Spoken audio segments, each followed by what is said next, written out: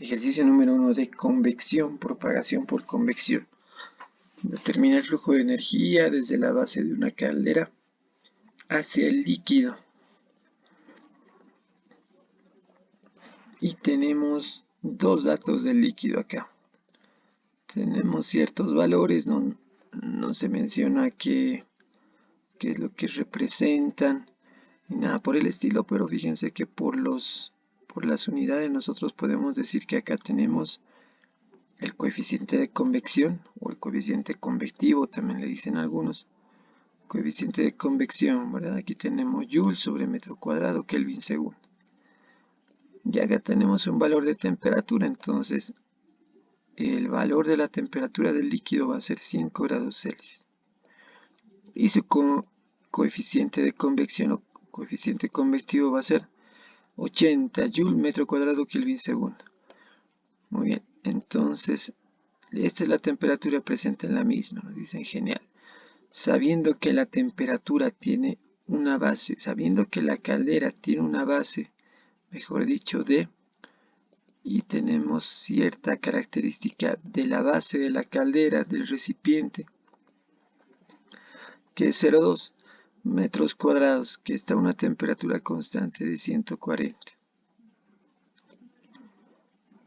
Acá está entonces lo que representa a la temperatura, 140 grados Celsius. Bien, acá determina el flujo de energía, entonces queremos determinar cuánta energía está pasando por unidad de tiempo. Eso es lo que queremos hallar, el flujo de energía. ¿Cuánta energía pasa por unidad de tiempo? Desde una caldera hacia el líquido, bueno, esto estaba quizá por demás, desde la base de la caldera hacia el líquido, esta parte que estamos colocando con verde quizá estaba por demás. ¿Por qué? Porque era lo más lógico que el cuerpo que esté a mayor temperatura, es decir, la base de la caldera va a estar a mayor temperatura, es previsible que esta base de la caldera le dé energía, le transfiere energía al líquido que está en el interior. ¿Verdad? Porque fíjense, la temperatura del líquido es muy baja, obviamente, entonces está dándole energía. ¿Qué es lo que ocurre si para esquematizar, graficar lo que acabamos de decir? Digamos que acá tenemos un líquido, vamos a representarlo con este color verde.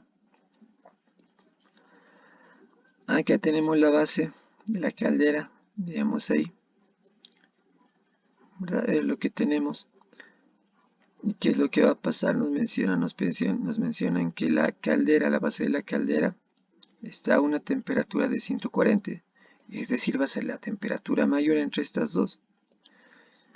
Y el líquido inicialmente está a una temperatura de 5, simplemente 5 grados Celsius. Entonces esta sería la temperatura menor.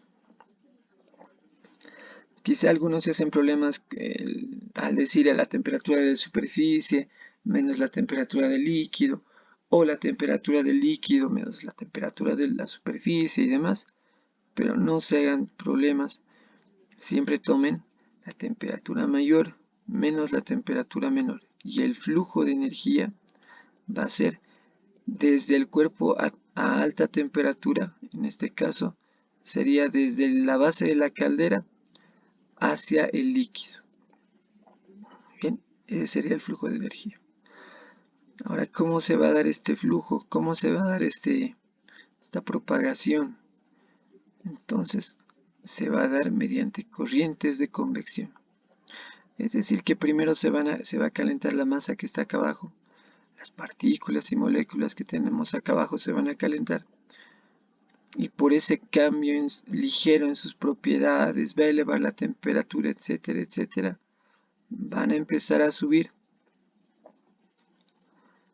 Llegan a la parte más alta del líquido, están acá y desalojan a las moléculas y partículas que están acá arriba, y estas van a llegar a ocupar el espacio que inicialmente ocupaban aquellas partículas y moléculas, ¿verdad?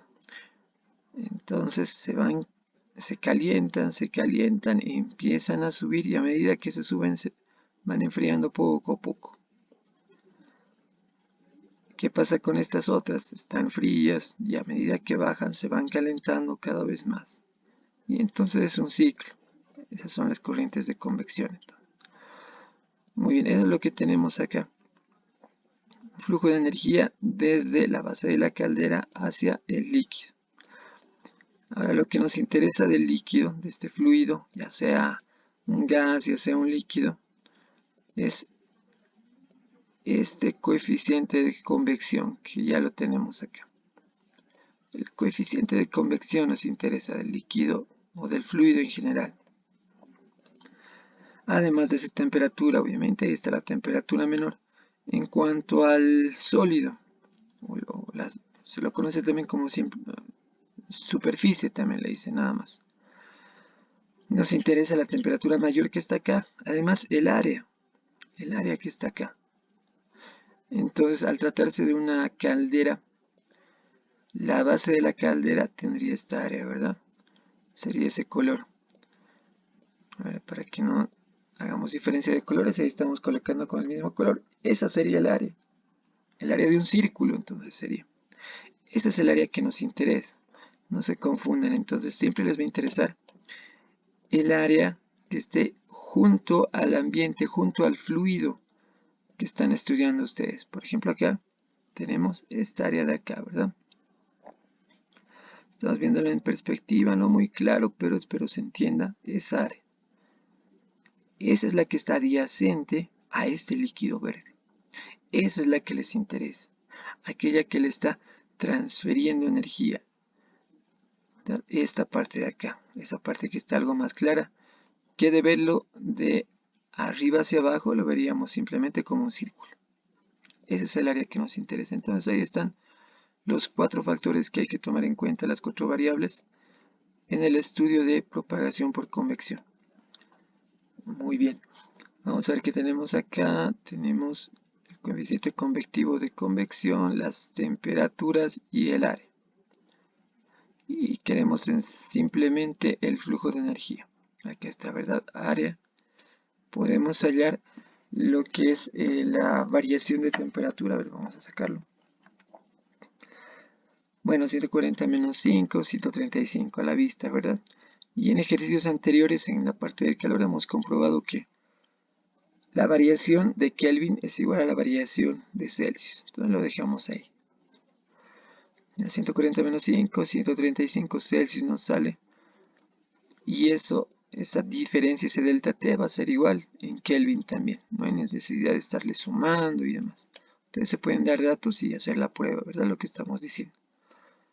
Coeficiente convectivo, ahí está, era parte del ejercicio y queremos saber el flujo de energía. Acá tenemos la fórmula general por convección, la propagación por convección.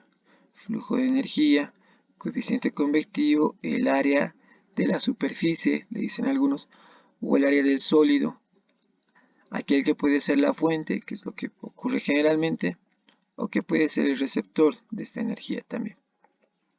Ya que la diferencia de temperatura es lo que les decía. No se hagan problemas. Simplemente coloquen temperatura mayor menos temperatura menor. Y el flujo de energía siempre va a ser del cuerpo a mayor temperatura hacia el cuerpo a menor temperatura. Al tener todos los datos vamos a ir reemplazando todos poco a poco. Tenemos el coeficiente que va a ser metro cuadrado Kelvin por segundo. Entonces vamos a colocar acá.